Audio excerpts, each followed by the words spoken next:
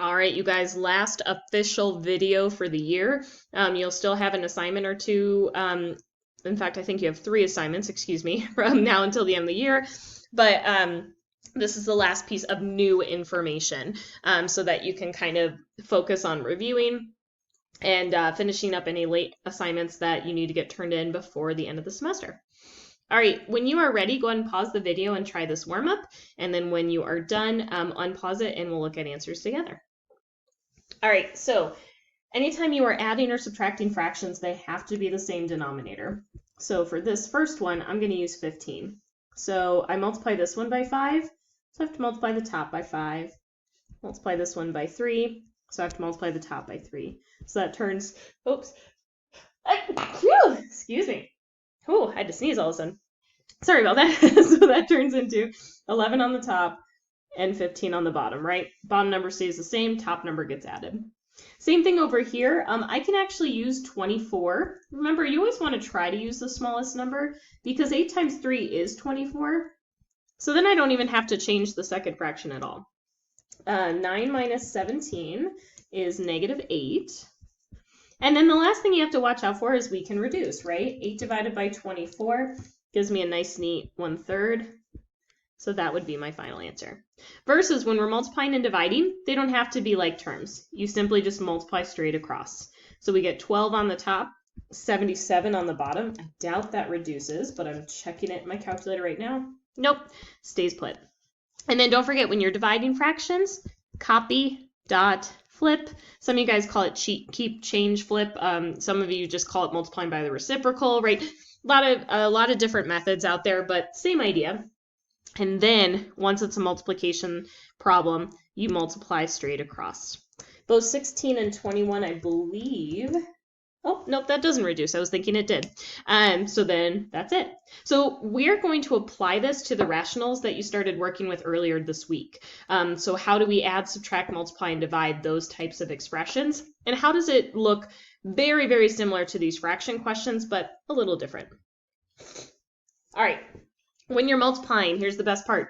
You don't have to have common denominators, just like we did on the warm-up. So for these ones, you literally multiply straight across.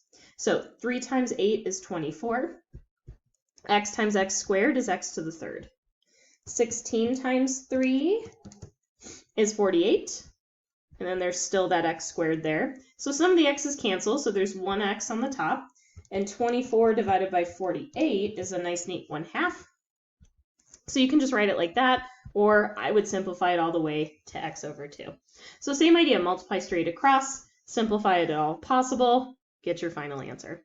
So let's try another one. When you've got a lot of expressions, I would recommend keeping them like this. Don't actually multiply them all the way through, and here's the reason for that. This a and this a squared can be simplified. We can just make that a plus 4 on the top, and then one of those a's went away, so there's only one a left over on the bottom.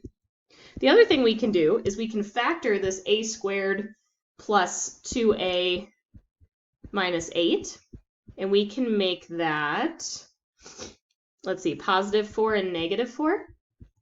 Now notice how we have something else that can cancel. These a plus 4s can go away. So on the bottom, we still have an a and an a minus 4.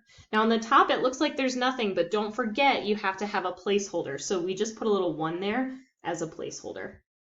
All right, last one, if you're dividing, same thing as this guy right here, except you have to do the copy dot flip piece first. Here's another thing I recommend.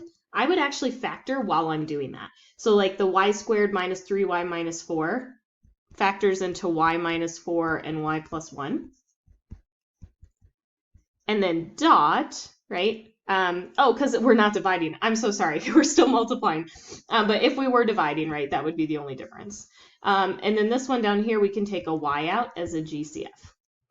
Then I can start canceling stuff, because when you're multiplying, it's like you're multiplying straight across. So all of these just kind of get joined together, right? So the y minus 4s can go away. Y plus 5s can go away. So I have y plus 1 on the top and a y on the bottom. That is your final answer. Now be careful. What a lot of students will do from there is they'll say, oh, my answer is 1, because they'll cancel out these y's. You can't do that because of the plus. If things are being multiplied together, then it's okay to cancel stuff out, okay? So make sure you're not making that mistake. That comes up a lot. Make sure that you keep it just like that, okay? If it was y times 1 over y, then the y's could go away and we'd simplify it, okay? But when it's a plus, we keep it just as it is. All right, so here's my example of dividing. There we go. Where all you have to do is the first one stays the same. Let me factor it while I'm at it just so I can save some room. -2 and -8 should do the trick. And then dot, and then you have to flip those that second fraction. Next thing I want to do, I'm just going to recopy this. Notice how I keep recopying it over and over again. Makes it so that my work is clear. This is a difference of squares, so I can reduce this guy a little bit. And remember, when you're multiplying fractions, you multiply straight across. So it's almost as if we just put these in parentheses and just kind of connect it all the way across. Things that are being multiplied that we can cancel.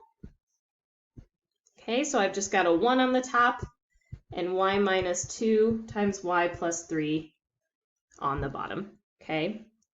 All right, I've only got a couple more examples for you guys. What if we have to add or subtract? Same thing as fractions. If you are adding and subtracting, you need to have common denominators. Well, this one, in fact, already has a common denominator of n plus 3, so I know that's going to stay the same. And 5n plus 15, I can't combine those. Those are not like terms, so I just write 5n plus 15. The only other thing I would like to do is factor out the 5 on the top, because the 5 is a GCF. Because then, notice how these n plus 3s can go away, and we're left with just 5 right here. Remember, we can cancel those n plus 3s because this is being multiplied. If there was a 5 plus, and then in parentheses n plus 3, we can't cancel it like that. All right, let's look at the second one. Same thing, common denominators of n plus 4, so yay, don't have to do anything there. Here's the part you got to be careful of. When you're writing the top, I would not combine anything yet because I want you to think of it kind of like this. You are subtracting the quantity 4m plus 2, which means that subtract symbol has to be carried through. So notice how the 4m became negative and the 2 became negative. Then you can go from there, where 3m minus 4m is negative m, negative 5 and negative 2 is negative 7. And I can leave my answer just like that. On the answer key for the assignment that you'll be given next week, you might also see them actually take the minus out of the top and write it like this, kind of like a GCF, just to see if anything cancels. That's fine. Both answers are totally acceptable. All right, last thing we need to focus on is what if the bottoms are not the same? Well, you do the same thing you do with fractions. The least common denominator we should probably work with, I would assume, is 4x. So that means this right fraction is still put, but I need to multiply the top and the bottom of this first one by 4. So that turns into a 20. So now I've got 20 minus 2x minus 1, because it's like the minus goes to that whole expression right there. That's where the minus 1 at the end came from. So then up at the top, we have negative 2x plus 19 once I reduce it. And then that's our final answer. There's no GCF on the top or anything like that I'd want to pull out to see if something cancels, so we would just leave it. Versus, let's take a look at the second one. What I would do is if you have a quadratic, I would factor it first.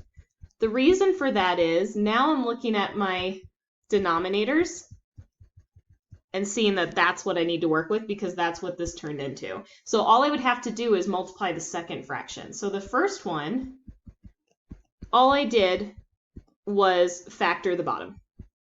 Now the second one, I want this t minus 3 to turn into t minus 3 times t plus 1. So that means to be able to do that, I had to multiply the bottom by t plus 1, which means I need to multiply the top by t plus 1. Then I go to add straight across. So the bottom, that common denominator, stays the same. And adding across on the top is a little weird because that should be a T. That looks like a terrible T. I'm so sorry. Here's what you're going to want to do on accident. You're going to want to cancel out these T plus 1s. You're going to say, oh, those go away. But, see that plus symbol?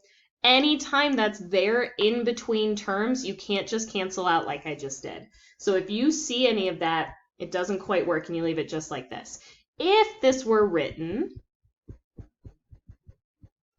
like this, that would be an example of, okay, I can cancel those out. Does that make sense? Okay, so because of that plus symbol in this one, just leave it just like that, okay? All right, you guys are going to see an assignment posted today. It's up to you if you want to start it today. You'll also have Monday to finish it and submit it. So it's kind of up to you as to how much time you have and if you want to just get it done and over with, or if you would rather save it for Monday and that sort of thing. Don't forget to stop by for office hours if you have questions, or shoot me an email. I am here to help, okay? Good luck, you guys.